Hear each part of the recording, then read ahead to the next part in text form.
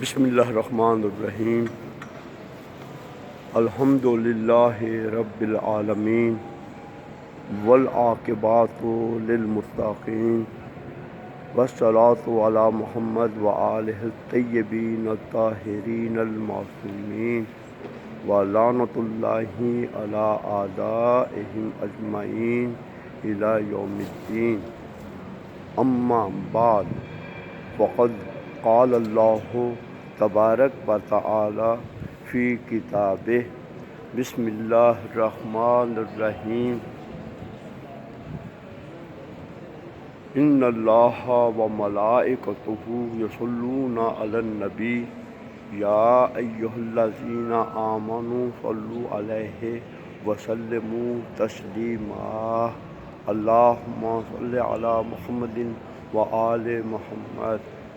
جس وقت آپ کے اصحاب نے پوچھا کہ یا رسول اللہ آپ پر ہم درود کیسے پڑھیں، تو آپ نے کہا کہ جب بھی درود پڑھیں میری آل کو اس میں شامل کریں اور درود اس انداز سے پڑھیں، اللہم صلی علی محمد و آل محمد۔ یہ درود ہے، جو میری آل کو چھوڑ کر درود پڑھتا ہے اس نے مجھ سے جفا کی ہے، اس لیے جب بھی درود پڑھیں تو میری آل کا نام لیا کریں، میرے آل کے ساتھ چلا کریں، تو یہ درود ہے۔ اللہ تعالیٰ جل شانہ نے تمام مخلوق سے محمد و آل محمد کے بارے میں عہد لیا ہے کہ محمد و آل محمد کو مانیں، اور تمام مخلوق کو جو اللہ کی طرف قدم بڑھاتے ہیں ان کو معلوم ہے کہ محمد و آل محمد کی کیا فضیلت ہے۔ لیکن میں یہاں پر ایک واقعہ شیطان کے بارے میں بیان کرنا چاہتا ہوں۔ ہوا یہ کہ اللہ تعالیٰ جل شانہ نے جناب نوح علیہ السلام کو طوفان سے نجات دی اور کشتی میں سوار کیا، اور آپ کی کشتی اس وقت سب کے لیے جو بھی اس کشتی میں سوار تھے وہ نجات یافتہ تھے۔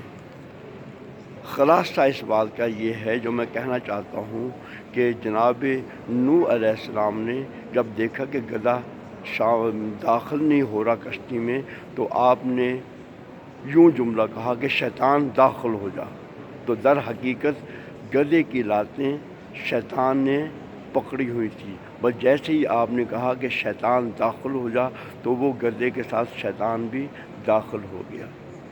اس کا خلاصہ یہ ہے کہ جس وقت آپ نے چاہا کہ اب میں کشتی کے جتنے بھی افراد ہیں اس کا مطالعہ کروں، دیکھوں، تو دیکھا کہ شیطان بھی ایک گوشے میں بیٹھا ہوا ہے۔ پوچھا کہ تو کیسے آ گیا؟ کہا کہ آپ نے خود تو کہا تھا کہ شیطان داخل ہو جا۔ اس پر جناب نوح علیہ السلام، بس کیا کہوں آپ کے سامنے کہ یا الہی یہ ترک اولا کیسے ہو گیا۔ شیطان نے اس وقت کہا کہ نوح میں تمہیں کچھ علمی بات کرنا چاہتا ہوں، تو نوح علیہ السلام نے کہا میں تیری کوئی بات سننے کو تیار نہیں ہوں۔ تو اللہ تعالیٰ کی طرف سے فرمان آیا کہ اگرچہ شیطان ہے لیکن سن تو لو بات کہ کیا کہنا چاہتا ہے۔ تبھی تو ائمہ معصومین نے فرمایا ہے، محمد و آل محمد نے فرمایا ہے کہ کہنے والے کی بات سن لیا کرو، لیکن یہ نہ کہو کہ کہنے والا کون ہے۔ اچھی بات ہے تو اس کو قبول کرو، اگر اللہ اکبر۔ تو شیطان نے کہا کہ اے نوح تو نے مجھ پر احسان کیا کہ کشتی میں اس انداز سے سوار کرایا، تو میں تجھ سے 3 باتوں کی نصیحت کرتا ہوں۔ پہلی بات یہ ہے کہ کبھی لالچ نہ کرنا، کیونکہ اللہ تعالیٰ نے آپ کے بابا آدم علیہ السلام کو پوری دنیا کا اختیار دیا تھا، لیکن ایک درخت کا لالچ کیا جس سے وہ مقام ان سے دور ہو گئے۔ دوسری نصیحت یہ ہے کہ کبھی بھی حسد نہ کرنا۔ مجھے اللہ تعالیٰ نے بہت کچھ عطا کر رکھا تھا، تو میں نے آدم علیہ السلام سے حسد کیا، جس کی بنا پر وہ منزل جو ہے وہ مقامات مجھ سے دور ہو گئے۔ تیسری نصیحت یہ ہے کہ خلوت میں کبھی نامحرم کے ساتھ نہ رہنا، کیونکہ تیسرا میں ہوتا ہوں، میں اس کو اتنا بہکاتا ہوں، وہاں پر اتنے وسوسے ڈالتا ہوں کہ وہ زنا تک کے لیے آمادہ ہو جاتا ہے۔ اللہ اکبر۔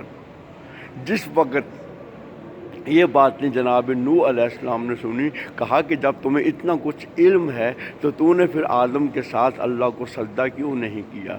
تو اس نے کہا کہ میں جانتا تھا کہ اولاد آدم میں برے لوگ، فرعون جیسے لوگ پیدا ہوں گے، نمرود جیسے لوگ پیدا ہوں گے، تو اس لیے میں نے سجدہ نہیں کیا۔ لیکن میں یہ کہتا ہوں کہ کیا اس کو انبیاء کا علم نہیں تھا؟